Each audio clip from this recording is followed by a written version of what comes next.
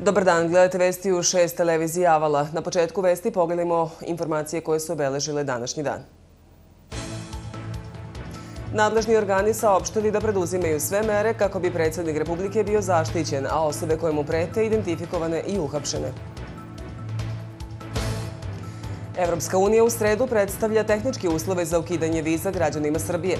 Vuk Jeremić očekuje da će vest o besplatnim šengenskim vizama stići već ove nedelje. Šef za mirovne operacije Ujedinjenih nacija Jean-Marie Guénot poručio da je rezolucija 1244 još na snazi.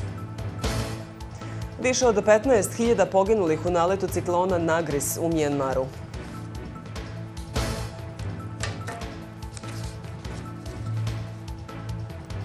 U Srbiji sutra promenljivo oblačno uz moguće kratkotrajne pljuskove, najviša dnevna temperatura 20 stepeni.